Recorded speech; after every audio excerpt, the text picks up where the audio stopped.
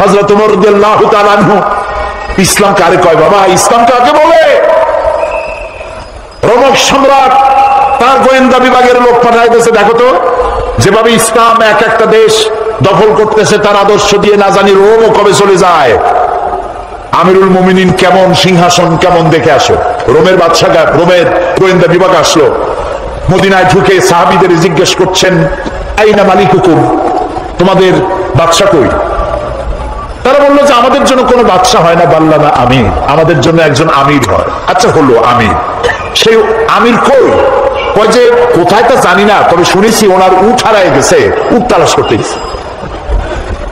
আশ্চর্য কথা, আমিরুল মুমিনিন অর্ধেকটা পৃথিবীর প্রেসিডেন্ট, উট হারায় গেছে তালাশ করতে গেছে নিজে। কোন দিকে গেছে? শুনছি এই দিকে গেছে। গোয়েন্দা বিভাগের প্রধান সেই দিকে গেল, যাইয়া দেখতে পেল সাথে একটা লোক গেছিল, যাই দেখে একটা উট গাছে বাঁধা, আর গাছের তলে একটা লম্বা মানুষ শোয়া। যখন শুয়েছিল তখন হয়তো গাছের ছায়াটা ছিল, বেলা গড়ে গেছে, গাছের ছায়া সরে গেছে, রোদের মধ্যে হাত মাথার তলে দিয়া শোয়া, উট বান্ধা, আর কপালের ঘামে মাথার নিচের বালি ভেজা। সাহাবী বললেন, এই হচ্ছে আমাদের আমিরুল মুমিনিন ওমর ইবনুল খাত্তাব রাদিয়াল্লাহু তাআলা। রোমের গোয়েন্দা বিভাগের প্রধান শবতক্তি মুখ থেকে বেরিয়ে গেল, ওমর আমার দেশের প্রেসিডেন্ট রাতের বেলায় দুর্গে ঘুমায়, চতুর্দিকে দুর্ধর্ষ সেনাবাহিনীরা বন্দুক উঁচু করে পাহারা দেয় সারা রাত, তারপরেও আমার বাদশার ঘুম হয় না। কোন ফাঁক দিয়া গুলি এসে পৈতৃক সম্পত্তি, জীবন পাখি উড়ে যায়, আর তুমি কোনো পাহারাদার নাই, কোনো লোক নাই, জন নাই, এই নির্জন মরুভূমিতে একা একা শুয়ে আছো। নিশ্চয়ই তুমি তোমার জনগণের হক আদায় করেছো, তাই তোমার পাহারাদারের দরকার নাই। যিনি তোমার বানাইছে সেই আল্লাহই তোমার পাহারাদার। এর নাম ইসলাম। শুধু নামাজ, রোজা, হজ, যাকাতের নাম ইসলাম নয়, এর নাম ইসলাম। রুজি রোজগার করার জন্য সমস্ত নবীরা কাজ করেছেন, সাহাবায়ে কেরাম কাজ করেছেন, ক্ষুধায় কষ্ট করেছেন, ক্ষুধার যন্ত্রণায় ছটফট করেছেন সাহাবায়ে কেরাম। নবী করিম সাল্লাল্লাহু আলাইহি ওয়াসাল্লাম দুয়ারে দুয়ারে খাবার পৌঁছাইছেন, নিজে কষ্ট করেছেন।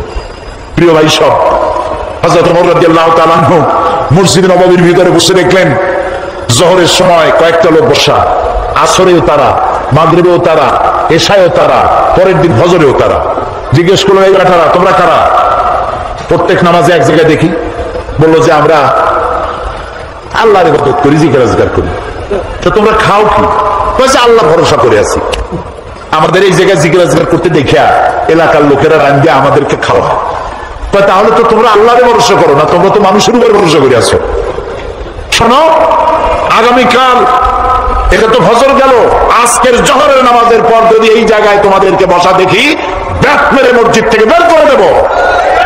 এটা ইসলাম নয় যে তুমি কাজ করবে না, বসে বসে খাবে, এর নাম ইসলাম নয়।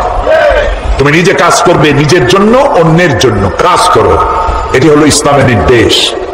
সুতরাং ইসলাম নামাজ, রোজা, হজ, যাকাত নিয়েই শুধু আসে নাই, এসেছে মানবতার কল্যাণের জন্য, মানবতার মুক্তির জন্য। সুবহানাল্লাহি ওয়া বিহামদিহি, সুবহানাল্লাহি ওয়া বিহামদিহি।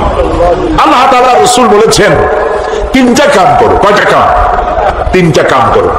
আফশুস সালাম ওয়া আতইমুত তুআম ওয়া সাল্লু ওয়ান নাসু নিয়াম তাদখুলুল জান্নাতা বিসসালাম। সুবহানাল্লাহ। আফশুস সালাম, সালামের প্রচলন করো, খালি সালাম দাও। কালকে বলছিলাম না, মনে আছে? এই যে দেখা হইলো আসসালামু আলাইকুম, রাস্তায় দেখা হবে আসসালামু আলাইকুম। হযরতে আব্দুল্লাহ বিন ওমর রাদিয়াল্লাহু তাআলা আনহুমা বনগণ বাজারে যেতেন। একজন সাহাবী তারে জিজ্ঞেস করেন, আচ্ছা আপনি কি রাসূলের ওই হাদিস শোনেন নাই? বলে কোন হাদিস? যে রাসূলুল্লাহ বলেছেন সবথেকে উৎকৃষ্ট জায়গা কোনটা? বলেন। নিকৃষ্ট জায়গা বাজার। হাদিস জানেন না? বলে হ্যাঁ জানি। তো বারবার বাজারে আসেন কেন? আমি বড় বড় বাজারে আসি, ওই হাদিস আমি জানি, কিন্তু আমি আসি অন্য কারণে। এখানে বেশি মানুষের যাকে দেখা হয় আর বড় বড় সালাম দিই, আমার সওয়াব হয় বেশি। আহারে, মুসলমান একজন আরেকজনের সাথে দেখা হবে, আসসালামু আলাইকুম ওয়া রাহমাতুল্লাহ, বিনা পয়সায় দোয়া। আরেকজন কবি ওয়ালাইকুম আসসালাম ওয়া রাহমাতুল্লাহি ওয়া বারাকাতুহু ওয়া মাগফিরাতুহু ওয়া রিদওয়ানুহু ওয়া জান্নাতুহু।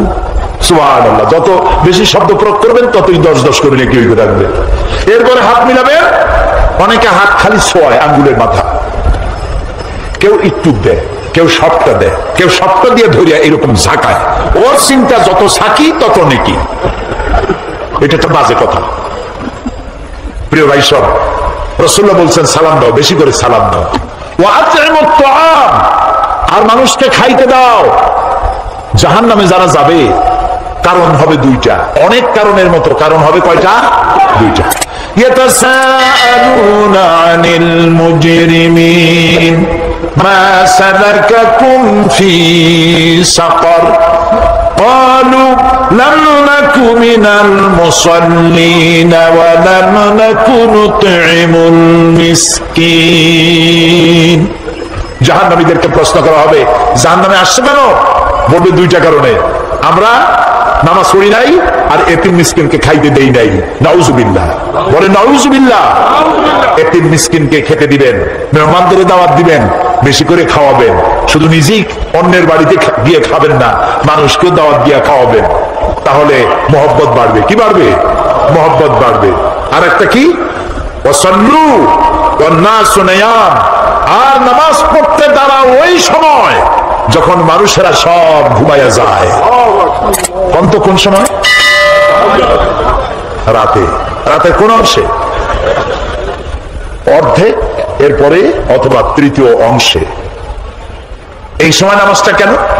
কারণ আল্লাহর কাছে, মানুষের কাছে, সব মুমিনের কাছে সব থেকে প্রিয়তম কে?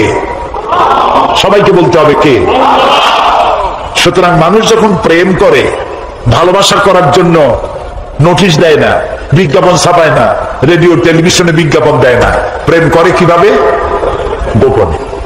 গোপনে প্রেম করার জন্য আল্লাহর সাথে দিনের কোলাহল আল্লাহ বন্ধ করে দেন। আল্লাহ রাব্বুল আলামিন বলেন ওয়াজআলনান নাহারা মাআশা, দিন বানিয়েছি রুজি রোজগার করার জন্য, রিজিক কামাই করার জন্য। ওয়াজআলনাল লাইলা লিবাসা ওয়াজআলনা নাওমাকুম সুবাতা, রাত বানালাম আমি তোমাদের জন্য শান্তির বাহন করে, আচ্ছাদন দিলাম, ঘুমকে বাহন করলাম। এই সুন্দর রাতে সব মানুষ ঘুমিয়ে গেছে, বান্দা এই সময় ঘুমের থেকে জাগো, আমারে সেজদা দাও, সেজদার ভিতরে তোমার যা বলার আছে আমারে বলো। আল্লাহ রাব্বুল আলামিন চতুর্থ আসমানে এসে যান অথবা প্রথম আকাশে আসেন। हर हमेशा देने को तैयार है, हर हमेशा देने को वो तैयार है, जो न मांगे उससे वो बेजार है। সব সময় দিতে প্রস্তুত আল্লাহ রাব্বুল আলামিন। যে চায় না আল্লাহ রাব্বুল আলামিন তার প্রতি নারাজ হয়ে যায়। গভীর রাত্রি সিজদার ভিতরে গিয়ে মানুষ যখন কাঁদতে থাকে, আল্লাহ রাব্বুল আলামিন ফেরেশতাদেরকে জিজ্ঞেস করেন, আমার ফেরেশতারা পৃথিবীতে মানুষ যখন সব ঘুমানো, আমার এই বান্দাগুলি কান্দে কেন, বান্দিরা কান্দে কেন? ফেরেশতারা বলে রব্বুল আলামিন ওরা গুনাহ করেছে, তোমার কাছে মাপ চায়, জাহান্নাম থেকে মুক্তি চায়। আল্লাহ প্রশ্ন করেন ওরা আমার জাহান্নাম দেখেছে নাকি, আমারে দেখেছে নাকি, বেহেশত দেখেছে নাকি? তারা বলবে না, দেখে নাই। রব্বুল আলামিন বলেন ও আমার ফেরেশতারা, আমার এই বান্দাগুলি আমারে দেখে নাই, ফেরেশতা দেখে নাই, জাহান্নাম দেখে নাই, হাসর নসর কিছুই দেখে নাই। শুধু আমার কোরআনের কথা, আমার নবীর কথা বিশ্বাস করে যেভাবে তারা কাঁদতেছে, তোমরা সাক্ষী থেকে যাও, আমার এই ক্রন্দনরত বান্দাগুলির আমি মাফ করে দিলাম। সুতরাং নবীজির কথা মতো যারা সালামের প্রচলন করবেন, মেহমানদের খাওয়াবেন, রাতের বেলায় জেগে নামাজ আদায় করবেন, আল্লাহ রাব্বুল আলামিন তাদেরকে, নবীজি বলেন তাদখুলুল জান্নাতা বিসসালাম, আল্লাহ তাআলা শান্তির সাথে তাদেরকে জান্নাতে প্রবেশ করাবেন। এই পৃথিবী হচ্ছে মানবতার কল্যাণের জন্য, মানব সভ্যতা বিকাশের জন্য এই পৃথিবীকে সুন্দর করে সাজিয়ে গুছিয়ে রাখার জন্য আল্লাহ মুসলমানদেরকে দায়িত্ব দিয়েছেন। এটার নামই হচ্ছে ইসলাম। ইসলাম মানবতার কল্যাণ নিয়ে এসেছে, ভালোবাসা নিয়ে এসেছে, মহব্বত নিয়ে এসেছে।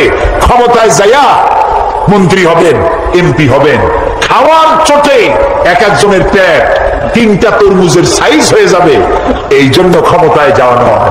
কিছু লোক আছে, হায় হায়, ক্ষমতা পাইয়া এমন খাওয়া খাইছে, পেটটারে এত মোটা করছে, কোন রুমের মধ্যে ঢুকতে হলে হাত দিয়া দরজা খোলার দরকার হয় না, পেটের ধাক্কায় দরজার কাম সারা। আছে না এমন? আছে। হযরত ওমর রাদিয়াল্লাহু তাআলা আনহু রাসূলের শিক্ষায় শিক্ষিত, কোরআনের শিক্ষায় শিক্ষিত আমিরুল মুমিনিন, রাতের বেলায় ঘুরছেন, প্রজা কুঞ্জরা খাইয়ে আছে না না খেয়ে আছে, ইসলাম কারে কয়। তিনি দেখতে পেলেন একটা বাড়ির ভিতরে একটা পুরুষ বারবার ঢোকে আর বের হয়, ঢোকে আর বের হয়। গভীর রাত, গিয়ে প্রশ্ন করলেন, আই মিয়া, তুমি এই বাড়ির মধ্যে বারবার ঢোকে আর বাইর হও কেন? তুমি কেডা? কয় যে পথিক, আমি তো এই বাড়ির মালিক, তাই বারবার ভেতরে ঢোকার বাইর হও কেন? বলছে পথিক সে চেনে নাই আমিরুল মুমিনিনকে। বলছে আমার মতো বিপদে জীবনে কেউ পড়ে না। বলি কিরকম? আমার ঘরে আমার বউ আসন্ন প্রসবা, এখনই বাচ্চা হবে, আমার ঘরে কোনো পুরুষও নাই, আমি ছাড়া কোনো মেয়ে লোকও নাই, আর আমি এই বিষয় সম্পূর্ণ অনভিজ্ঞ, কিছুই জানি না। আমার স্ত্রীর কষ্ট, আমার জীবন বেরিয়ে যাচ্ছে, আমি কোনো সাহায্য করতে পারছি না। হযরত ওমর রাদিয়াল্লাহু তাআলা আনহু বলছেন, অপেক্ষা করো, দেখি আমি তোমার কোনো সাহায্য করতে পারি কিনা। গোটা পৃথিবীর অর্ধেকটা পৃথিবীর প্রেসিডেন্ট খলিফাতুল মুসলিমিন আমিরুল মুমিনিন দৌড় দিলেন। কিছুক্ষণ পরে একটি মেয়ে লোক নিয়ে আসলেন, বাড়িওয়ালাকে বললেন এখানে দাঁড়াও, মেয়ে লোকটিকে ভিতরে ঢুকাই দিলেন।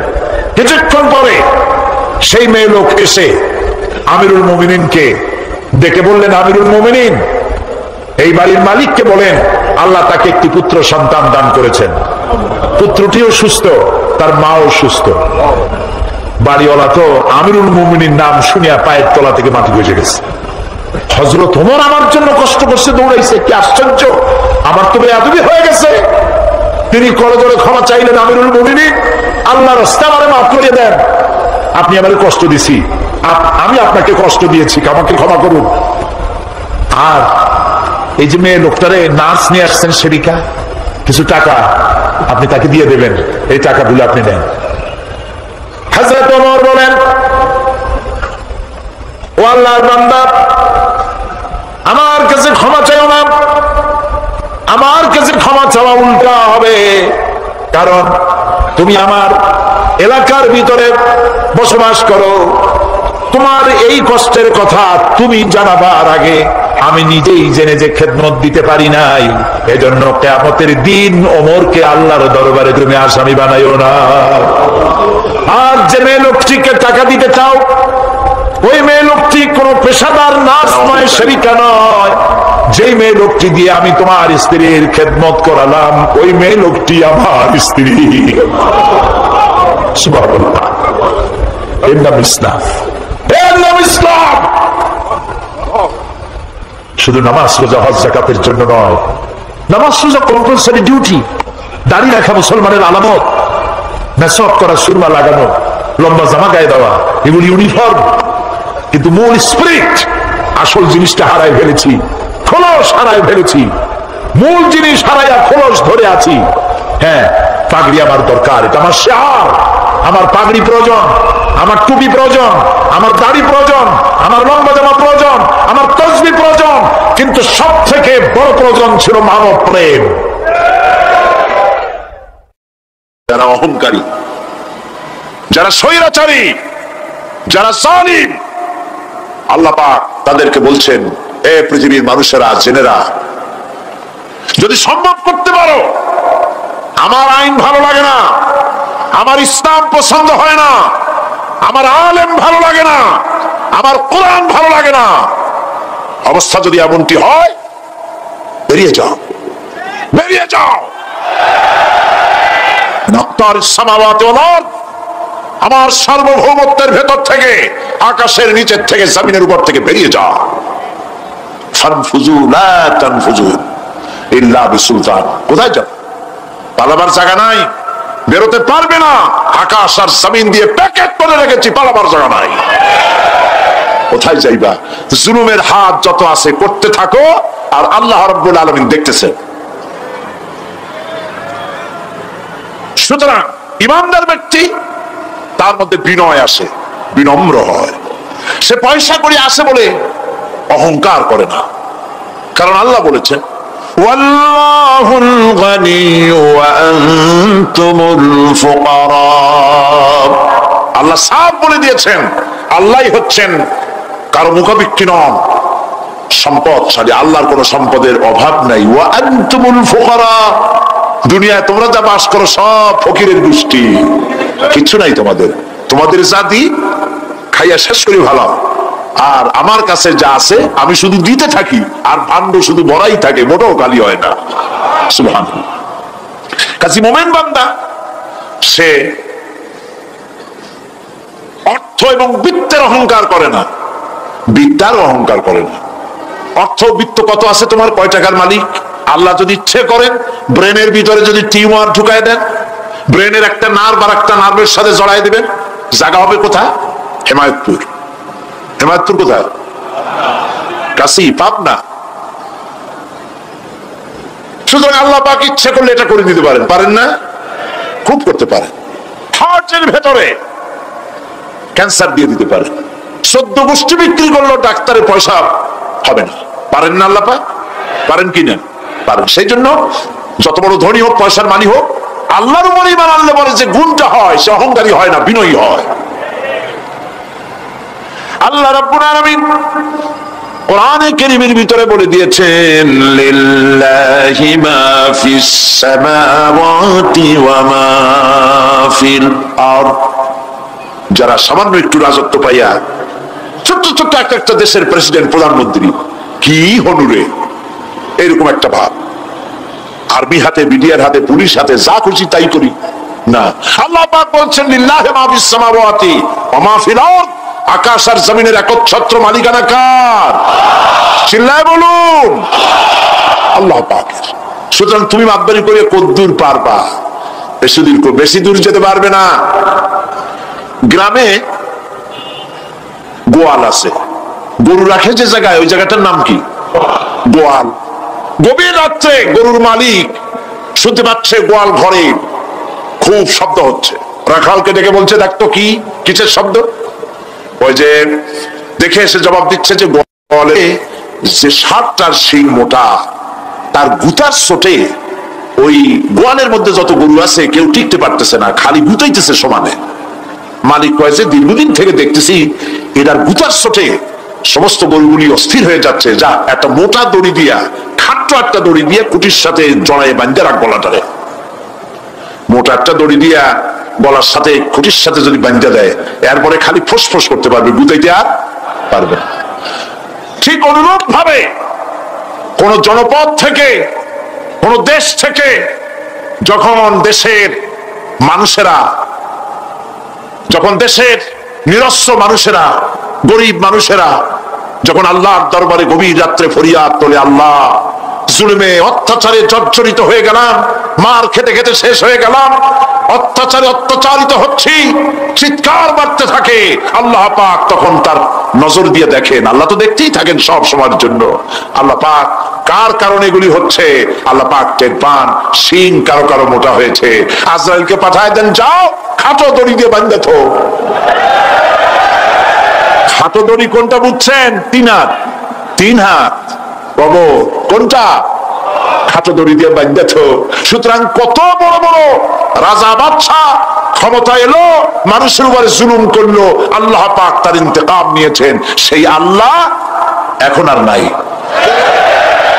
নাউজুবিল্লাহ। সে আল্লাহ আছেন কিনা? পূর্ণ শক্তিতে বহাল কিনা? ওয়াল হাইয়ুল কাইয়্যুম। এমন অবস্থা নয় যে বাংলাদেশে কি হচ্ছে আর আল্লাহ টের পাচ্ছেন না। কি বলেন?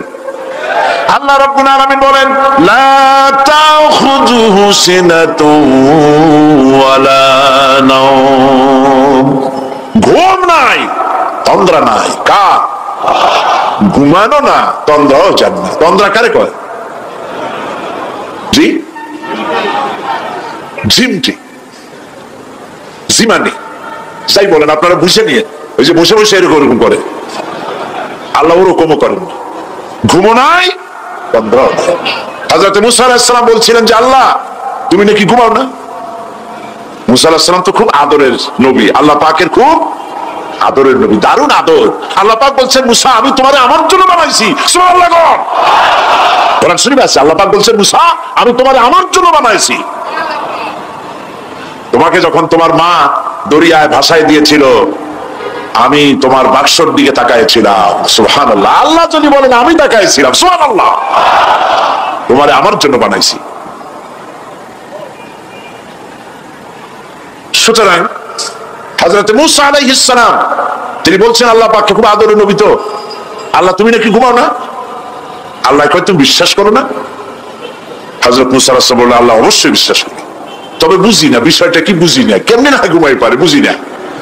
আল্লাহ আচ্ছা ঠিক আছে, তুমি যখন বিশ্বাস করছো তখন আর অসুবিধা নেই, বিশ্বাস না করলে মুসিবত ছিল।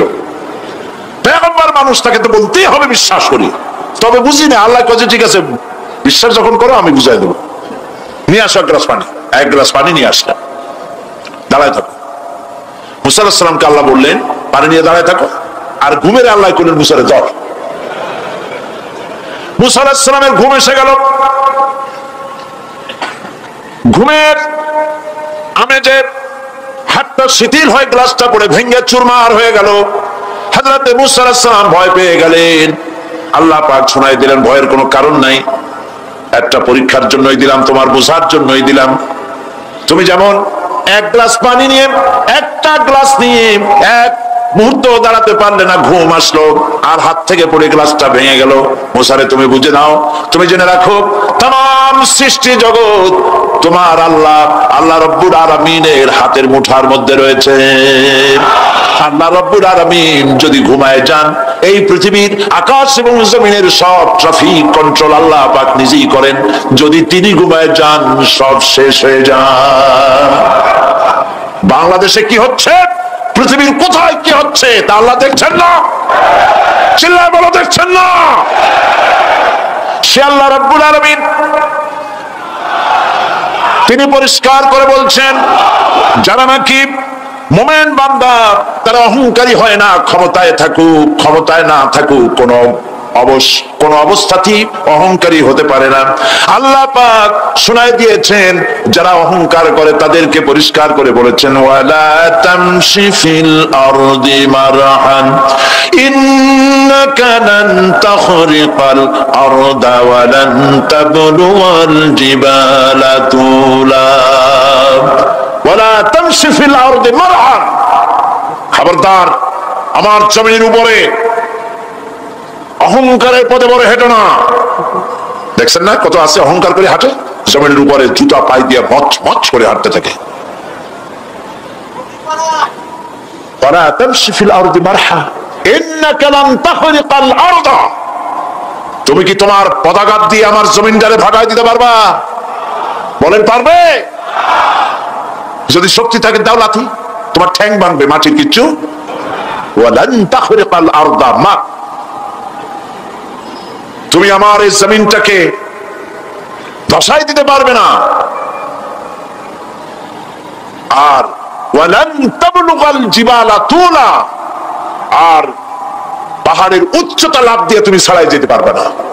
আমার জমিনও ফাটাইতে পারবে না লাথি দিয়া, লাফ দিয়ে পাহাড়ের উচ্চতাও ছাড়াইতে পারবে না। তো এত লাফাও কেন? বলবেন কম লাফাও, শক্তি কম দেখাও। আল্লাহ রাব্বুল আলামিন আবার বলেন ওয়া ইবাদুর রাহমানিল্লাযীনা ইয়ামশুনা আলাল আরদি হাওনা, আল্লাহর বান্দা যারা, সত্যিকারের বান্দা যারা, তারা দুনিয়ার বুকে বিনয়ের সাথে হাঁটে, মাথা নিচু করে বিনয়ের সাথে হাঁটে। সুবহানাল্লাহ, আলহামদুলিল্লাহ। তো এই আল্লাহর প্রতি ঈমানের সবথেকে বড় লাভ হচ্ছে আত্মমর্যাদা সম্পন্ন বানায়। ঈমান তাকে বিনয় এবং বিনম্র বানায়, অহংকারী বানায় না। আর অহংকার করে তুমি যাবা কই? কদ্দুর ক্ষমতা তোমার? আল্লাহ কোরআন শরীফের বহু আয়াত দিয়ে এই কথাগুলি বলেছেন। আর এটা গেল 2। 3 নম্বরে আল্লাহর উপরে ঈমান আনার আমি কি বলতেছি বলেন তো দেখি, ফায়দা। আল্লাহর উপরে ঈমান আনার 3 নম্বরের ফায়দা হলো মুমিন ব্যক্তির মধ্যে বীরত্ব এবং নির্ভীক ভাব তার মধ্যে এসে যায়। সে নিজে মুজাহিদ, সে বীর, সে কাপুরুষ নয়। সুবহানাল্লাহ। আল্লাহর উপর ঈমানের কারণে বীরত্ব এবং নির্ভীকতার প্রশিক্ষণ তার মধ্যে তৈরি হয়ে যায়। কারণ মানুষের সবচেয়ে বড় ভয় হলো মৌতের। বলেন তো দেখি, বড় ভয় কিসের? বলেন সবাই। আর যারা বললেন না তারা, তাদের মৌতের কোনো ভয় নেই। মৌতের ভয় আছে কিনা? আছে। কিন্তু ভয় করে যাবেন কই? ভয় তো সেইটারে করা যায় যেটাকে ভয় করে এড়ানো যায়। এখন মৃত্যুকে ভয় করে আপনি কি এড়াইতে পারবেন? পারবেন? আল্লাহ পাক বলছেন মুমিন নির্ভীক হবে, বীরত্বে পরিপূর্ণ হবে, কাপুরুষ হবে না, মৌতের ভয়তে পালায়ে বেড়াবে না।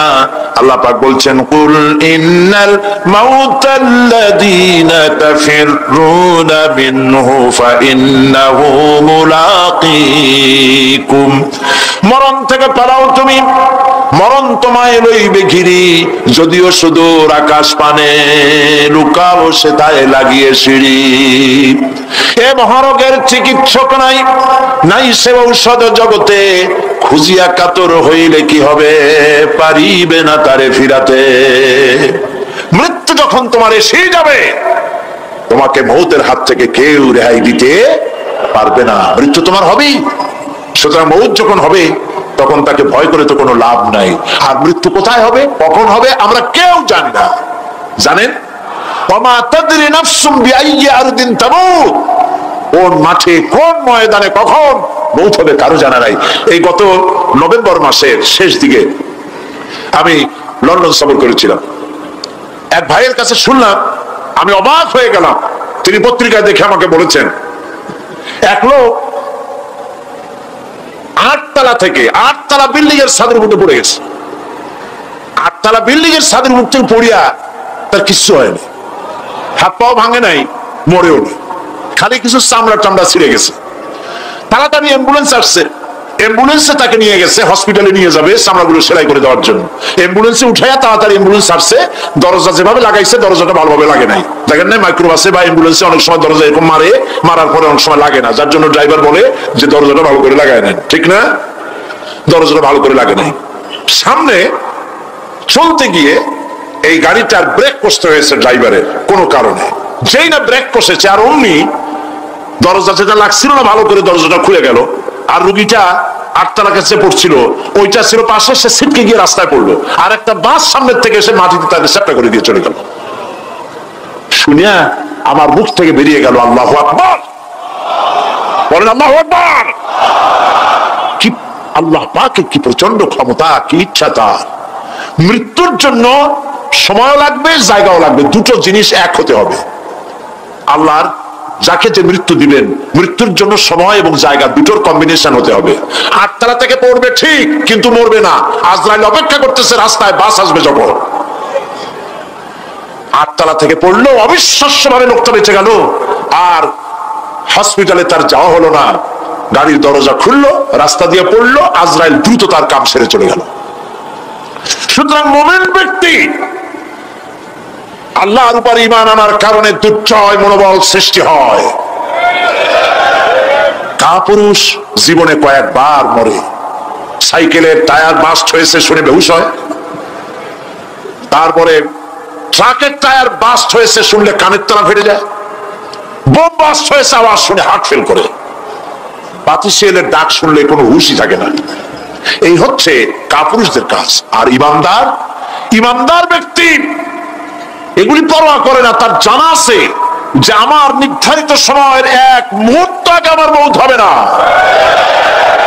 তো মৌত যখন আমার জন্য অবধারিত, দুনিয়ায় আসছি যখন, মৌত যখন হবেই, সেই মৌত বিড়ালের মতো হোক তাকে চান, পাতিশিয়ালের মতো হোক তাকে চান। আমি তো বলি যে বিড়ালের মতো 500 বছর বেঁচে থাকার কোনো লাভ নাই। সিংহের মতো 5 মিনিট বাঁচুন। মির্জাফরের মতো 50 বছর বেঁচে থাকায় লাভ নাই। খালিদ বিন ওলীদের মতো, সিরাজউদ্দৌলার মতো বেঁচে থাকুন।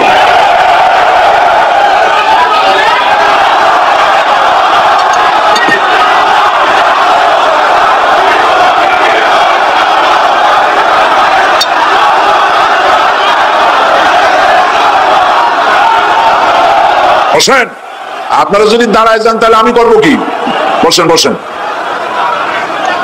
সেই জন্য এই ক্ষণস্থায়ী জীবনকে কেন সেই অনন্ত সুখময় জীবনের জন্য উৎসর্গ করে দেব না, যা আল্লাহর কাছে পাওয়া যাবে কিয়ামতের দিন।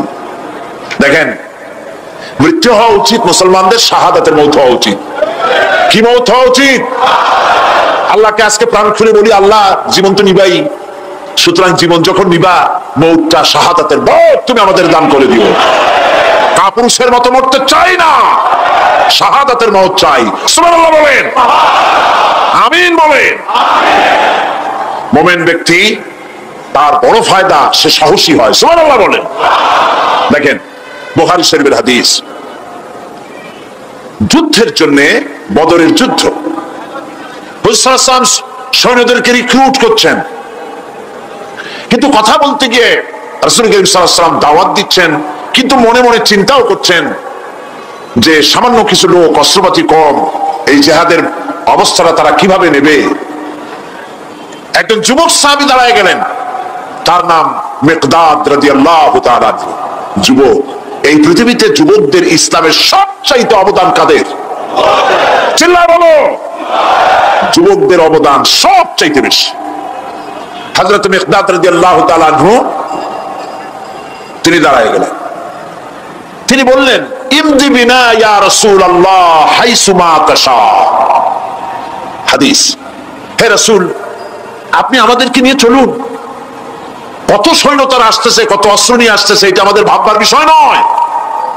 আপনি আমাদের নিয়ে চলুন, হাইসুমা তাশা, আয় হাইসুমা আমারাকাল্লাহ, আল্লাহ আপনাকে যেদিকে আমাদের নিয়ে যাইতে কয় আপনি সেই দিকে আমাদের নিয়ে চলুন। ইন্না লা নাকুলু লাকা কামা ক্বালা বনু ইসরাঈল লিমূসা আলাইহিস সালাম, ইযহাব আনতা ওয়া রাব্বুকা ফাকাতিলা ইন্না হাহুনা কাঈদুন।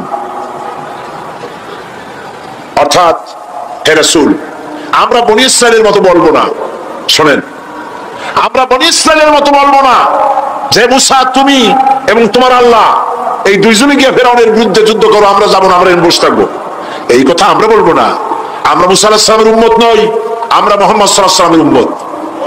বরং আমরা বলবো, বাল ইযহাব আনতা ওয়া রাব্বুকা ফাকাতিলা ইন্না মাআকুমা মুকাতিলুন। বরং আমরা বলবো, আপনি চলুন, আমরা আপনার সাথে আল্লাহর হুকুম মাফিক লড়বো, জিহাদ করব।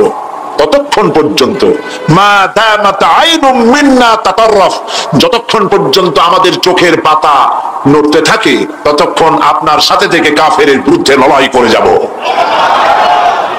জীবনের পরোয়া তারা করেন নাই, জীবনের পরোয়া করেননি। হুজুর সাল্লাল্লাহু আলাইহি ওয়াসাল্লাম দারুণ ভাবে খুশি হয়ে গেলেন। হুজুর হেজিটেট ফিল করছিলেন যে এই সামান্য কিছু লোক, অস্ত্র নাই, পাতি নাই, এতগুলি লোকের বিরুদ্ধে যুদ্ধ করতে যাবে। যুবকের মুখে এই কথা শুনে হুজুর দারুণ খুশি হলেন। আল্লাহর নবী বললেন, কুমু বিনা ইলা জান্নাতিন জান্নাতুন আরদুহা কারদিস সামাওয়াতি ওয়াল আরদ। ও সাহাবীরা, তোমাদের মনোভাব যখন এই, তোমাদের মানসিকতা যখন এই, চলো আমার সাথে বেহেশতের দিকে, সেই জান্নাতের দিকে যেই জান্নাত আল্লাহর আকাশ আর জমিনের চাইতে অনেক প্রশস্ত। চলো আমার সাথে বেহেশতে, সুবহানাল্লাহ, চলো আমার সাথে জান্নাতে। ফাকামা উমাইর বিন হামাম ওয়া কানা ইয়াকুলু আত-তামার। হযরত উমাইর নামক একজন যুবক দাঁড়ায় গেলেন এবং তিনি হাতে কতগুলি খরমা ছিল, সেই খরমাগুলি তিনি চিবোচ্ছিলেন। রাসূলুল্লাহর বক্তৃতা শুনতেছিলেন আর খরমা চাবাচ্ছিলেন। খরমা চাবান, বিচিগুলি ফেলে দেন, এভাবে করতেছেন, হাতে কতগুলো খরমা। হযরতে উমাইর বলছেন, অকালা বাখ বাখ, অর্থাৎ আয় আযমাহু আয় আহসানাহু। এ রাসূল, আপনি কি সুন্দর কথা বললেন। আপনার সাথে লড়াই করতে যাব কাফেরদের বিরুদ্ধে, সেই লড়াই করলে এমন বেহেশত পাবো যে বেহেশত হবে আকাশ আর জমিনের চাইতেও প্রশস্ত। তাহলে ওয়াল্লাহি হাত্তা আকুলাহুন্না ইন্নাহা লাহায়াতুন তাবিলা, তাহলে আমার হাতে যে খরমাগুলি আছে এই সমস্ত খরমাগুলি খেতে গেলে কিন্তু অনেক সময় লেগে যাবে। এত সময় বেহেশতে যাওয়ার জন্য আমি তো তর সহ্য করতে পারবো না। ফারামাবিহিন্না, হাতের সব খরমা ভালাই দিলেন, যুদ্ধে ঝাঁপায় পড়লেন। অনেকক্ষণ কাফেরদের বিরুদ্ধে লড়াই করে হযরত উমাইর শাহাদাত বরণ করলেন। রাসূলুল্লাহ তার লাশের কাছে গিয়ে আঙ্গুল দিয়ে ইশারা করে বললেন, ইন্নাকা মিন আহলিহা। উমাইর, তুমি যেই বেহেশতে যাওয়ার জন্য খোরমাগুলি খাওয়ার সময় পাচ্ছিলে না, তাড়াতাড়ি করে খোরমাগুলি হাত দিয়ে ফেলে দিয়েছিলে, আমি আল্লাহর রাসূল, আমি সাক্ষ্য দিচ্ছি অবশ্যই আল্লাহর সেই জান্নাত তোমার জন্য অবধারিত। মুমিন ব্যক্তি সে কখনো মৃত্যুর ভয়ে উদ্দেশ্য হাসিল থেকে চুপ করে বসে থাকে না। সে ভয় করে কেবলমাত্র কাকে? সে মৃত্যুর ভয়, মৃত্যু হবেই, এবং আমার জন্য বিশ্বাস রাখতে হবে, আমার জন্য যদি কোনো বুলেট এর উপরে আমার নাম লেখা থাকে, পৃথিবীর সমস্ত মানুষ আমাকে পাহারা দিয়ে সেই বুলেট থেকে আমাকে রক্ষা করতে পারবে না। আর যদি কোনো বুলেটে আমার নাম লেখা না থাকে, সারা পৃথিবীর সমস্ত মানুষ বৃষ্টির মতো গুলি বর্ষণ করলেও একটি গুলিও আমাকে বিদ্ধ করতে পারবে না। এটার নাম হলো ঈমান। এটার নাম কি? এই ঈমান পেলাম কোথায়? কোথায় পেলাম? কোরআন শরীফে। কোথায় পেয়েছি? আল্লাহ রাব্বুল আলামিন বলেন, ওয়ামা হুম বিদাররিনা বিহি মিন আহাদিন ইল্লা বিইজনিল্লাহ। একথা সুস্পষ্ট, আল্লাহর অনুমতি ব্যতিরেকে বান্দার কোনো ক্ষতি সাধন কেউ করতে পারে না। জোরে বলেন সুবহানাল্লাহ। কেউ কারো কোনো ক্ষতি করতে পারবে না। যেটা ক্ষতি যদি কিছু থাকে কিসমতে, ওটা তো মুকদ্দার ছিল, তকদির ছিল, সেটাই হবে, এর বাইরে কিছুই হবে না। সুতরাং মুমিন ব্যক্তি সে সাহসী হবে, সে কখনো চিন্তা করবে না মৃত্যুর ভয়ের। উদ্দেশ্য হাসিলের জন্য হয় শরীরের পতন, না হয় মন্ত্রের সাধন, ডু অর ডাই, সে আল্লাহর জন্য তার জীবন দিতে প্রস্তুত থাকবে। কারণ আল্লাহ রাব্বুল আলামিন বলেছেন, ইন্নাল্লাহা আশতারা মিনাল মুমিনিনা আনফুসাহুম ওয়া আমওয়ালাহুম বিআন্না লাহুমুল জান্নাহ। আল্লাহ পাক বলেন, আমি আমার মুমিনের জান আর মালকে আমি খরিদ করে নিয়েছি, বিনিময়ে আমার বান্দাকে আমার জান্নাত দান করে দিয়েছি। জোরে বলেন সুবহানাল্লাহ। মুমিনের জান আর মালকে নিয়েছেন, বিনিময় কি দেবেন? জান্নাত দান করে দিবেন। এটা হলো মুমিনদের আল্লাহর প্রতি ঈমান আনার জন্য 3 নম্বরের কোয়ালিটি। ৪র্থ নম্বরে আল্লাহর উপর ঈমান আনলে 4 নম্বরের যে ফায়দাটা, সে ফায়দা হচ্ছে আশাবাদ এবং মানসিক প্রশান্তি। আল্লাহর প্রতি একটা নির্ভরতা এবং আশার সৃষ্টি হয়ে যায়, সে কখনো নিরাশ হয় না। কারণ একটা মানুষ পাপ করলো, চুরি করেছে, ডাকাতি করেছে, জেনা করেছে, হত্যা করেছে, শয়তানি করেছে, বদমাশি করেছে, সব করেছে, এখন শয়তান তাকে ওয়াসওয়াসা দিতে পারে। সেই জন্য আল্লাহ রাব্বুল আলামিন বলেছেন, লা তাকনাতু মির রাহমাতিল্লাহ, বান্দারে আমার রহমত থেকে নিরাশ হয়ে যেও না। আল্লাহর রহমত, বান্দা তোমার গুনাহ কতটুকু? তোমার গুনাহ যদি হয় পাহাড় সমান, আমার রহমত আকাশ সমান। তোমার গুনাহ যদি হয়ে যায় আকাশ সমান, তাহলে আমার রহমত আমার আরশে আজিমকে ছাড়াই গেছে। সুবহানাল্লাহ, সুবহানাল্লাহ বলুন। সুতরাং মুমিন বান্দার এই আশা থাকে। গুনাহ মানুষে করেই, গুনাহ করা স্বাভাবিক। আল্লাহ পাক বলেছেন, যে ব্যক্তি গুনাহ করে আর এরপরে আমার কাছে মাফ চায়, আমি তাকে ক্ষমা করে দেই, মাফ করে দিই। সুবহানাল্লাহ। সুতরাং ইমানদার লোকদের আশা হয়, দুরারোগ্য ব্যাধি তাকে ধরেছে, সে হতাশ হবে না, মরে যাওয়ার জন্য প্রতীক্ষায় সে সময় গুনবে না, বরং তার মনের মধ্যে আশার সঞ্চার হবে, আমার রোগ আল্লাহ ভালো করে দিতে পারেন না? আমাদের জাতির পিতা কি নাম কি? হযরত ইব্রাহিম আলাইহিস সালাম। কোরআন শরীফের ভিতরে তার কথা আল্লাহ পাক কোট করে দিয়েছেন। আমাদের জাতির পিতা হযরত ইব্রাহিম আলাইহিস সালাম বলেছেন, আল্লাযী খালাকানি ফাহুয়া ইয়াহদিন। আল্লাহ তিনি আমাকে সৃষ্টি করেছেন, তিনি আমাকে রাস্তা দেখান। ওয়াল্লাযী হুয়া ইউতঈমুনি ওয়া ইয়াসকিন। আর আমি যখন ক্ষুধার্ত হই তিনি আমাকে খাওয়ান, যখন তৃষ্ণার্ত হই তিনি আমাকে পান করান। ওয়া ইযা মারিতু ফাহুয়া ইয়াশফিন। আর যখন আমি অসুস্থ হই, রোগাক্রান্ত হই, আল্লাহ রাব্বুল আলামিন তখন আমাকে রোগ মুক্ত করে দেন। সুবহানাল্লাহ। আমার অসুখ হলে কে রোগ মুক্ত করেন? সুতরাং দীর্ঘস্থায়ী কোনো রোগ হয়েছে, মুমিন হতাশ হবে না। মুমিন হতাশ হবে না। হতাশ হয় কেবলমাত্র কাফের। হতাশ হয় কে? মুমিন কখনো হতাশ হয় না। হতাশ হয় ইমানের পরিপন্থী কাজ। আল্লাহ পাক বলেছেন লা তাকনাতু মির রাহমাতিল্লাহ, আমার রহমত থেকে মায়ুস হয়ো না। দেখেন হযরত আইয়ুব আলাইহিস সালামের কত বড় রোগ হয়েছে, শরীর পোকায় ধরেছে, জর্জরিত হয়েছে, দুর্গন্ধ হয়েছে, গ্রামের লোকেরা তাকে বের করে দিয়েছে, স্ত্রী পুত্র পরিজন সব চলে গিয়েছে। এমনকি জিহ্বায় যখন পোকা ধরল, হযরত আইয়ুব আলাইহিস সালাম আল্লাহ রাব্বুল আলামিনের দরবারে ফরিয়াদ করলেন, আন্নী মাসসানিয়াদ-দুররু ওয়া আনতা আরহামুর রাহিমিন। আয় আল্লাহ, আমি অসুস্থ হয়ে পড়েছি, আমি রোগাক্রান্ত হয়েছি, আর তোমার নাম রহমান রহিম, তুমি আমাকে রোগমুক্ত করো। হযরত আইয়ুব আলাইহিস সালাম আল্লাহর দরবারে ফরিয়াদ করলেন, রব্বুল আলামিন সারা শরীরে পোকায় জর্জরিত হয়ে গেছে, এখন আমার জিহ্বায় পোকা ধরেছে, মাবুদ গো আমি তোমার কাছে ফরিয়াদ করি, আমার জিহ্বায় পোকা দিও না, কারণ জিহ্বাটাও যদি নষ্ট হয়ে যায় তাহলে তোমার মতো আল্লাহর জিকির আমি কি দিয়া করব। হযরত আইয়ুব আলাইহিস সালাম আল্লাহ পাকের কাছে যখন এই ধরনের ফরিয়াদ জানালেন, রব্বুল আলামিন তাকে তার রোগ মুক্ত করে দিলেন, তার স্ত্রী পুত্র সব আল্লাহ রব্বুল আলামিন ফিরাইয়া দিলেন। সুবহানাল্লাহ। সুতরাং মুমিন ব্যক্তি, কোরআন শরীফে সব আছে, কোরআনের মতো শ্রেষ্ঠ ওয়াজের কিতাব পৃথিবীতে আর শুধু বোঝার দরকার। বিপদে যত বড় বিপদ আসুক, কোন বিপদে মুমিন ধৈর্য হারাবে না। হযরত ইয়াকুব আলাইহিস সালামের ছেলে ইউসুফ আলাইহিস সালামকে যখন তিনি হারায় ফেললেন, তিনি অধৈর্য হয়ে গেছিলেন নাকি? অধৈর্য হন নাই। কারণ আমি আমার বক্তৃতার সূচনায় বলেছি, আমরা কল্যাণ বুঝি না, অকল্যাণ বুঝি না। কোন বিপদ আসতে পরে আমরা হয়রান হয়ে যাই, কিন্তু বিপদের মধ্যে কল্যাণ আছে আমরা তা বুঝতে পারি না। কথা বুঝে আসছে? হযরত ইউসুফ আলাইহিস সালামকে কুয়ার ভিতরে ফেলে দেওয়া হলো।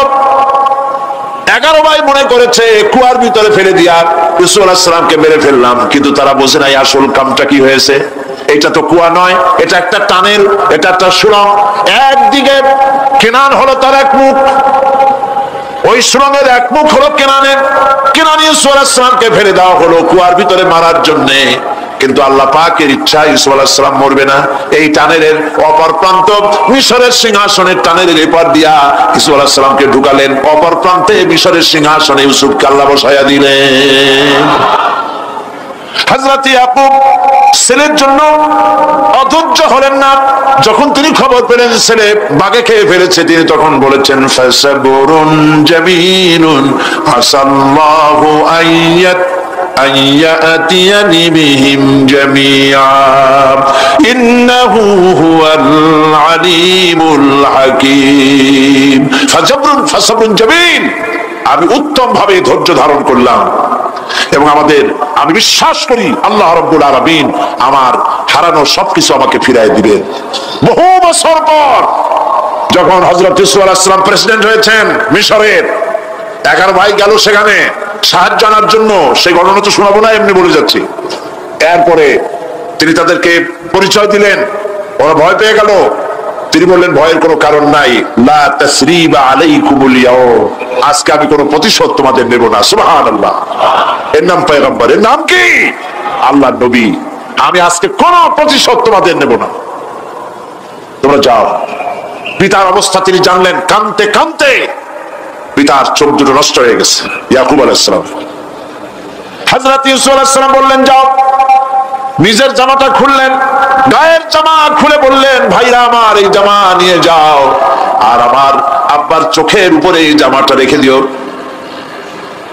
ছেলেরা যখন হযরত ইউসুফ আলাইহিস সালামের জামা নিয়ে মিশর থেকে রওনা করেছে, গল্প নয়, উপন্যাস নয়, আল্লাহ পাক এই কোরআন শরীফের সূরা ইউসুফে বলেছেন, জামা নিয়ে মিশর থেকে রওনা করেছেন। কোথায় মিশর আর কোথায় কেনান? কেনানে বসে হযরত ইয়াকুব আলাইহিস সালাম বলছেন, তোমরা যদি আমাকে মতিভ্রম পাগল যদি মনে না করো, তাহলে একটা কথা বলি, আমার নাকে এখন আমি ইউসুফের গন্ধ পেতেছি।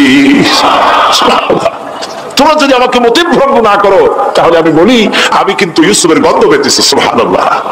হযরত ইউসুফ আলাইহিস সালামের জামা এনে ভাইরা যখন হযরত ইউসুফের চোখের উপরে রেখে দিলেন, হযরত ইয়াকুবের দুটো চোখ সাথে সাথে আল্লাহ ভালো করে দিলেন। ফাসাবরুন জামিল, ধৈর্য ধরো।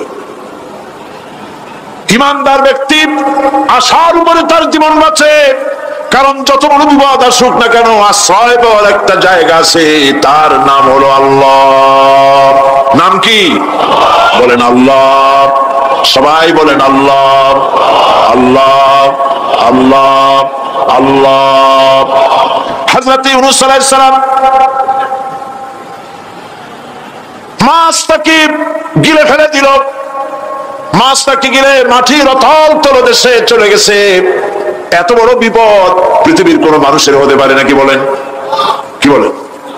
মাছের পেটের ভিতরে জানালা নাই, দরজা নাই, বেরোবার কোনো পথ নাই, মাছ গেছে পানির অতল তলদেশ। আল্লাহ পাক কোরআন শরীফের ভিতরে মানুষকে শোনান, আল্লাহ ওয়াজ করছেন, সুবহানাল্লাহ বলেন। আল্লাহ পৃথিবীর মানুষকে ওয়াজ করছেন, দুনিয়ার মানুষকে শোনান। আমার ইউনূস তো ধৈর্য হারা হয় নাই। ওয়াজান্নুন ইয যাহাবা মুগাদিবান ফাযান্না আন লান নাকদিরা আলাইহি ফানাদা ফিয যুলুমাতি আন লা ইলাহা ইল্লা আনতা সুবহানাকা ইন্নী কুনতু মিনাজ জালিমিন। ফানাদা ফিয যুলুমাত, জমায়ে কাসীর, ত্রিবিধ অন্ধকারের ভেতর থেকে হযরত ইউনূস আলাইহিস সালাম চিৎকার মারলেন। মাছের পেটের অন্ধকার, পানির অন্ধকার, রাতের অন্ধকার, ত্রিবিধ অন্ধকারের ভেতর দিয়ে মাছের পেটের মধ্য দিয়ে ইউনূস আলাইহিস সালাম চিৎকার মারলেন। অধৈর্য হন নাই, হার্ট ফেল করেন নাই। তিনি বলছেন, পড়েন আমার সাথে, লা ইলাহা ইল্লা আনতা সুবহানাকা ইন্নী কুনতু মিনাজ জালিমিন। তুমি ছাড়া কোনো ইলাহ নাই, কোনো বস্ত্র নাই, মাবুদ নাই, তোমার পবিত্রতা ঘোষণা করছি, আমি জালিমদের অন্তর্ভুক্ত হয়ে গেছি। ইউনূস আলাইহিস সালাম যখন কাঁদতেছিলেন, আল্লাহ রাব্বুল আলামিন সেই কান্না শুনেছিলেন কিনা? বলেন, শুনছিলেন কিনা? শুনতে পেয়েছিলেন কিনা? পানির ভিতরে কেউ শোনে নাই, মাছের পেটের ভিতরে ইউনূস আলাইহিস সালাম কিভাবে চিৎকার করছেন, মাছের পেটের ভিতরের আওয়াজ পানির ভিতরে কেউ শোনে নাই, জমিনের কেউ শোনে নাই, অন্তরিক্ষে কেউ শোনে নাই, সাত আকাশের ভিতরে কেউ শোনে নাই, কিন্তু আরশে আজিমের মালিক আল্লাহ রব্বুল আলামিন শুনতে পেয়েছেন। সঙ্গে সঙ্গে রব্বুল আলামিন জবাব দিলেন, ফাস্তাজাবনা লাহু ওয়া নাজ্জাইনাহু মিনাল গাম্মি ওয়া কাযালিকা নুনজিল মুমিনিন। পড়েন, ফাস্তাজাবনা লাহু ওয়া নাজ্জাইনাহু মিনাল গাম্মি ওয়া কাযালিকা নুনজিল মুমিনিন। আমি ইউনূসের ডাকের জবাব দিলাম। কে বলতেছেন? বড় করে বলেন, কে বলছেন? আল্লাহ, সুবহানাল্লাহ। আপনারা কি ভয় পাইছেন? ভয় পেয়েছেন মুসলমান? আল্লাহ রাব্বুল আলামিন বলেন, আমি আমার ইউনূসের ডাকের জবাব দিলাম। শুধু জবাব দেই নাই, আমি ইউনূসকে তার মাছের পেটের ভিতর থেকে বাঁচাই দিলাম।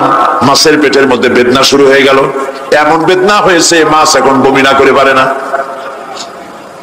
কথা বুঝতে পেরেছ? মাছ এখন বমি না করে পারে না, পানির উপরে মাছ ভেসে উঠল।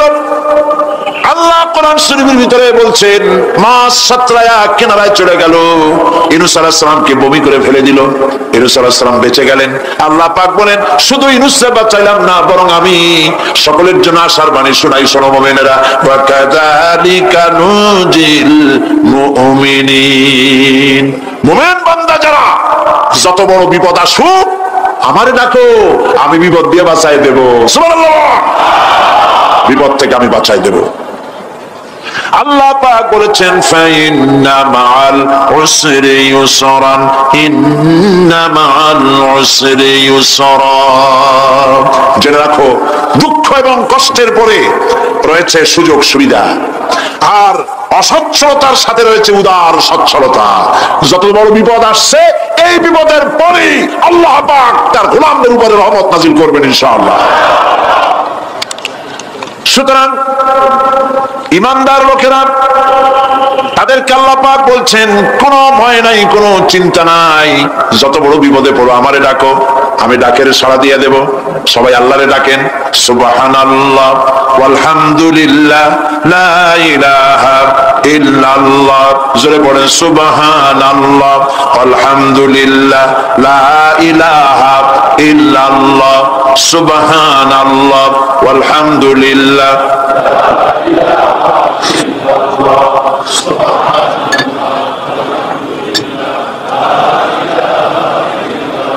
লা ইলাহা ইল্লাল্লাহু মুহাম্মাদুর রাসূলুল্লাহ। আল্লাহর উপরে ঈমান আনলে যত ফায়দা হয় এত ফায়দা দুনিয়ায় কোথাও নাই। সুবহানাল্লাহ। আল্লাহর উপর ঈমান আনার ৫ নম্বরের ফায়দা কয়টা বলছি? 5টা বলছি। আপনাদের অসুবিধা হচ্ছে নাকি? তাড়াতাড়ি শেষ করতেছি। 6টা বলবো, 6টা বলবো। এ হলো ৫ নম্বর। তারপর আমরা দোয়া করব। দোয়ার দরকার আছে কিনা এই সময়? ৫ নম্বরে আল্লাহর উপরে ঈমান আনলে পরে আরেকটি বড় ফায়দা, সেটা হলো কঠিন এবং কঠোর বিপদে আল্লাহ পাক তার মধ্যে অবিচলতার এবং ধৈর্য ধরার তৌফিক দিয়ে দেন। সুবহানাল্লাহ। যত বড় বিপদ আসুক সেই বিপদে মুসিবতে আল্লাহ পাক মুমিনদেরকে আল্লাহর উপরে নির্ভরতা শিখায় দেন। সুবহানাল্লাহ। কারণ মুমিনদের জানা আছে যে ঈমানদারদের বিপদ নতুন কিছু নয়, একেবারে আদম আলাইহিস সালাম থেকে শুরু হয়ে আসছে, ঠিক কিনা? আদম আলাইহিস সালামের বিপদ হয় নাই? আদম আলাইহিস সালামের বিপদ কি? শয়তান। তার বিপদ কি? শয়তান ছিল বিপদ। প্রত্যেক নবীর সময়ই মানুষের নবীদের কষ্ট দিছে, তাই নাই? বিশ্বকবি ইকবাল বলেছেন, সতীজা কা রহা হ্যায় अज़ल से ता इमरोज, सतीजा का रहा है अज़ल से ता इमरोज, चरागे मुस्तफा भी से शरारे बुलहबीस। আগমন কাল থেকে শুরু করে মুহাম্মদ সাল্লাল্লাহু আলাইহি ওয়াসাল্লামের চারাগকে, নূরকে, ঈমানকে, ইসলামকে নিভায়ে দেওয়ার জন্য আবু জাহেলের গোষ্ঠীরা চিরকাল চেষ্টা করেছে। সব চেষ্টা কর্পূরের মতো উড়ে গেছে, মুহাম্মদ সাল্লাল্লাহু আলাইহি ওয়াসাল্লামের চারাগ টিম টিম করে জ্বলতে রয়েছে। আল্লাহ পাক বলছেন, ইউরিদুনা লিইউতফিউ নূরাল্লাহি বিআফওয়াহিহিম ওয়াল্লাহু মুতিম্মু নূরিহি ওয়ালাউ কারিহাল কাফিরুন। ওরা চায় মুখের ফু দিয়া, কারা? কাফেররা। ইসলাম সহ্য করতে পারে না যারা, ওরা চায় মুখের ফু দিয়া আমার আলোটাকে নির্বাপিত করে দেবে। আল্লাহ পাক বলেন, ওয়াল্লাহু মুতিম্মু নূরি, আমি আমার নূরকে পূর্ণতা দান করব, তাতে কাফির বেঈমানদের মনের ভিতরে যত জ্বালা হোক, যন্ত্রণা হোক, ওদের কলজা যত পুরুক, ইসলাম তার বিজয় পতাকা নিয়ে উঠবেই, কেউ ঠেকাতে পারবে না।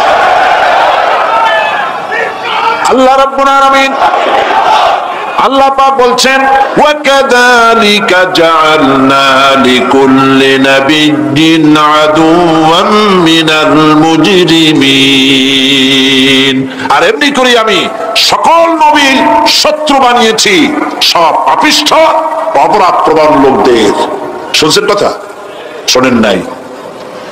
আল্লাহ পাক বলছেন, দুনিয়ার সব নবীদের তাদের জন্য আমি শত্রু বানাইছি। কাদেরকে? যারা সব থেকে বেশি পাপিষ্ঠ, অপরাধ প্রবাদ প্রবণ, এরা হচ্ছে নবীর দুশমন। এরা সব নবীদের সাথে দুশমনি করে, আজও দেশের আলেমদের সাথে দুশমনি করে সবচাইতে বড় পাপিষ্ঠরা। এটা কোরআন। এটা কি? কোরআন। চলে বলেন, এটা কি? আল্লাহ রাব্বুল আলামিন বলছেন, ওয়া কাযালিকা জাআলনা লিকুল্লি নাবিয়্যিন আদুওয়াম মিনাল মুজরিমিন। সব পাপীরা, পাপিষ্ঠরা আমার দ্বীনের দাওয়াত যারা দেয় তাদেরকে জীবনের দুশমন মনে করে। কেন? শোনেন, আমি কার ওয়াজ শোনাচ্ছি? কার ওয়াজ শোনাচ্ছি? আমার আল্লাহর ওয়াজ। অপরাধটা কি? নবীদের বিরুদ্ধে, নবীর ওয়ারিস, ওয়ারাসাতুল আম্বিয়া কারা, তো তাদের বিরুদ্ধে তাদের অপরাধটা কি? তাদের অপরাধ সম্পর্কে আল্লাহ নিজে বলেন, ওয়ামা নাকামু মিনহুম إلا أن يؤمنوا بالله العزيز الحميد।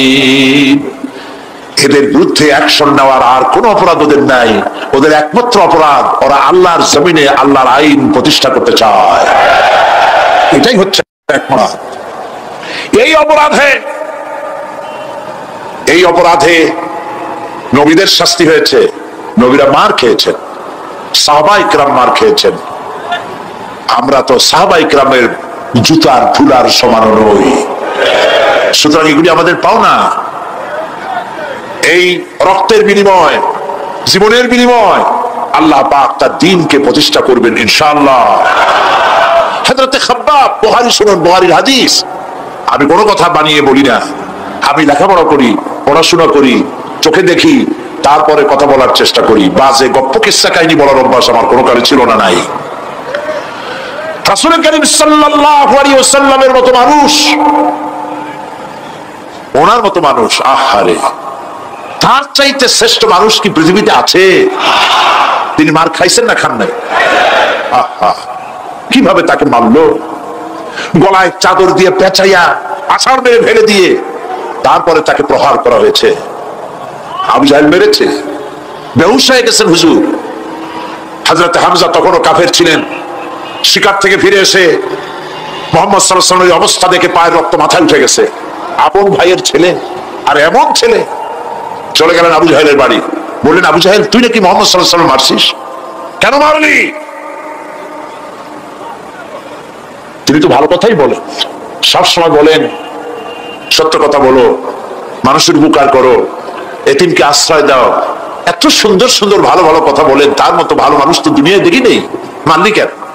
তুই কি মনে করছিস যে আব্দুল্লাহ মারা গেছে বলে এতিম হয়ে গেছে মুহাম্মদ সাল্লাল্লাহু আলাইহি ওয়াসাল্লাম? তোর মনে রাখা উচিত, আব্দুল্লাহ মারা গেছে, হামজা মরে নাই। হযরত হামজা ধনুক বাইর করলেন, এক বাড়ি মারলেন মাথার উপরে, মাথা ফাটা রক্ত বেরিয়ে গেল। হামজা হন হন করে হেঁটে এলেন রাসূলের কাছে। হুজুরের অসুস্থ দেহ মোবারক কোলে উঠায় নিয়ে বললেন, বাবা।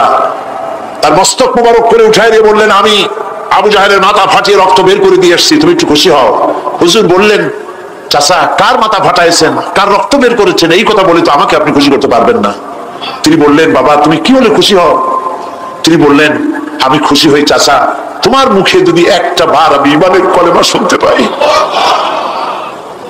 হযরত হামজা বললেন, মুহাম্মদ সাল্লাল্লাহু আলাইহি ওয়াসাল্লাম, আমার বুঝতে মোটেও কষ্ট হয়নি, তুমি কোনো সাধারণ মানুষ নও।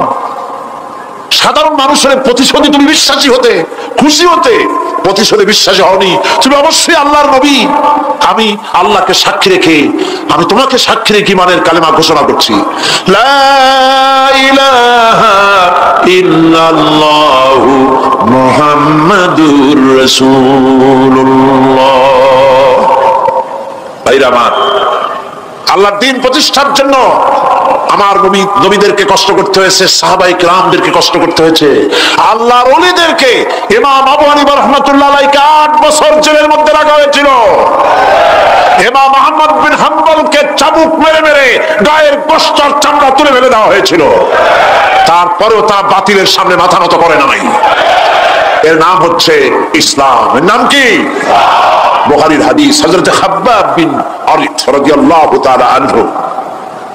বুখারীতে হাদিসটা এভাবে এসেছে, ওয়ান খাব্বাব বিন আরিত রাদিয়াল্লাহু তাআলা আনহু আন্নাহু قال قال شكونا الى رسول الله صلى الله عليه وسلم وهو متوسد بردة له في ظل الكعبة। তিনি বললেন, আমরা রাসূলের কাছে গেলাম, যাই দেখি রাসূল করিম সাল্লাল্লাহু আলাইহি ওয়াসাল্লাম কাবা শরীফের ছায়ায় আরাম ফরমাচ্ছেন।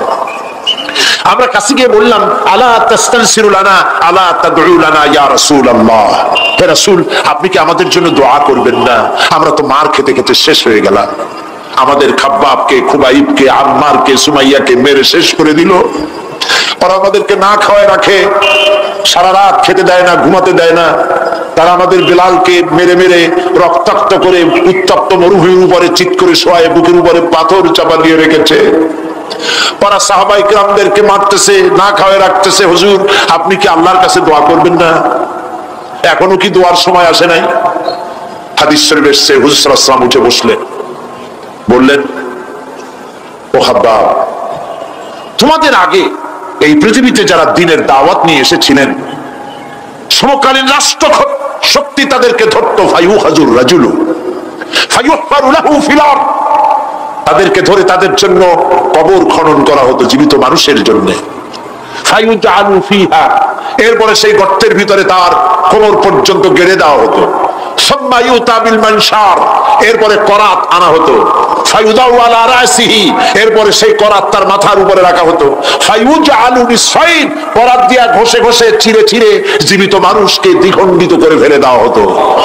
মা ইয়াসুদ্দুহু যালিকা আন দীনিহি, এত কষ্ট দেওয়ার পরেও আল্লাহর গোলামদেরকে এক চুল জায়গা দিন থেকে সরায় দেওয়া যায় নাই।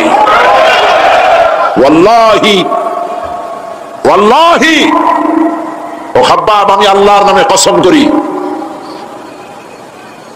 লাইউতাম্মান্নাল্লাহু হাদাল আমরা হাত্তা ইয়াসিরু রাকিবু মিন সানা ইলা হাদরামাউত। আমি আমার আল্লাহর নামে কসম করি। কে কসম করছে? সুবহানাল্লাহ বলবেন না? রাসূলুল্লাহ কসম করছেন, আমি কসম করি আল্লাহর, সেদিন বেশি দূরে নয় যেদিন ইয়েমেনের রাজধানী সানা থেকে শুরু করে হাজরামাউত পর্যন্ত হাজার হাজার মাইল সওদাগরেরা তাদের পণ্য নিয়ে, মহিলারা তাদের সৌন্দর্যের পসরা নিয়ে একাকিনী অথবা দলবদ্ধভাবে যাতায়াত করবে মরুভূমির উপর দিয়ে। লা ইয়াখাফু ইল্লাল্লাহ, আল্লাহ ছাড়া তাদের অন্তঃকরণে কোনো ভয় থাকবে না। ওয়ালাকিন্নাকুম তাস্তাজিলুন, তোমরা বড্ড তাড়াহুড়ো করছো, অপেক্ষা করো, সেরকম সময় আসবে। রাসূল করিম সাল্লাল্লাহু আলাইহি সাল্লাম সেরকমের সময় দিতে পেরেছিলেন নাকি পারেন নাই? পেরেছিলেন কিনা? সেজন্য রক্ত দিতে হয়েছে, সেজন্য মার খেতে হয়েছে, সেজন্য জেলে যেতে হয়েছে। রাসূল করিম সাল্লাল্লাহু আলাইহি সাল্লামকে, জেল তো নতুন কিছু নয়। ইউসুফ আলাইহিস সালাম জেলে থাকেন নাই? জেলে থাকেন নাই? ঠিক আছে, রাসূল করিম সাল্লাল্লাহু আলাইহি সাল্লাম জেলে ছিলেন না? সেই জেল এরকমের দেওয়ালে ঘেরা জেল নয়, পাহাড়ে ঘেরা, চতুর্দিক থেকে পাহাড়ে ঘেরা শিয়াবে আবি তালেব 3 বছর। কতদিন? টানা 3 বছর রাসূল, তার সাহাবী, তাদের স্ত্রীরা, বাচ্চা বাচ্চা ছেলেপেলেরা 3 বছরের মধ্যে সরকার ঘোষণা করেছে এদের সঙ্গে কথা বলবে না, বাজার ঘাটে যেতে পারবে না, কেনা বেচা করতে পারবে না, সামাজিক বয়কট, সামাজিক ভাবে বয়কট করে রেখেছে। সাথে যা ছিল খাবারগুলি শেষ হয়ে গেছে, তারপরে উট ছিল, ভেড়া ছিল, খেয়ে শেষ হয়ে গেছে। এরপরে যখন কিছু নাই, উটের চামড়া ভিজাইয়া ভিজাইয়া, শুকনা চামড়া ভিজায় খেয়েছে। যুবকেরা ক্ষুধার যন্ত্রণায় বাবলা গাছের পাতাগুলি চাবায়ে খাইতে গিয়া কাটা ফুটে জিহ্বা থেকে রক্ত পড়েছে। বাচ্চা ছেলেপেলেগুলি মায়ের বুকে দুধ পায় নাই, না পায়া বাচ্চারা চিৎকার করে উঠেছে। এই চিৎকার, ক্ষুধার চালার এই চিৎকারের আওয়াজ শুনে কাফেররা চতুর্দিকে অট্ট হাসিতে ফেটে পড়েছে। সুতরাং জেল জুলুম মুসলমানদের জন্য, আলেমদের জন্য, পীর বুজুর্গদের জন্য নতুন কিছু নয়। এই জুলম, এই অত্যাচারের পরেই আল্লাহ পাকের দ্বীন কায়েম হয়েছিল মদিনায়। রাসূলুল্লাহ বলেছিলেন, খায়রুল কুরুনি কারনি, সর্বশ্রেষ্ঠ যুগ আমার যুগ। বন্ধুগণ, আল্লাহর উপরে ঈমান আনলে মানুষের ভিতরে এ ধরনের অবিচলতা আসে, বিপদে ধৈর্য ধরার হিম্মত পয়দা হয়ে যায়। সুবহানাল্লাহ বলো। মুসা আলাইহিস সালাম কে? মুসা আলাইহিস সালাম কোরআন ওয়াজ করতেছে। সুবহানাল্লাহ বলো। গল্প করতেছি না, কোরআন শোনাচ্ছি। গল্প করতেছি না, হাদিস শোনাচ্ছি। আল্লাহ রাব্বুল আলামিন বলেন, ফিরআউন মুসা আলাইহিস সালামকে চতুর্দিক থেকে, 3 দিক থেকে ঘেরাও করেছে। একদিকে দরিয়া, 3 দিকে ফিরআউনের সৈন্যরা। কোরআন শরীফে ঘটনা এভাবে তুলতেছে, ফালাম্মা তারা আল জামআন ক্বালা আসহাবু মূসা ইন্না লামুদরাকুন। মূসা আলাইহিস সালামের সাথীরা বলছেন, হে মূসা, আমরা তো পাকড়াও হয়ে গেছি, পালাবার কোনো পথ নাই, মরছি। মূসা আলাইহিস সালাম ভয় পাইছিলেন নাকি? ঈমান কারে বলে? হযরত মূসা আলাইহিস সালাম বললেন, কাল্লা ইন্না মা'য়া রাব্বী সায়াহদিন। নিশ্চয় নয়, অবশ্যই নয়, রব্বী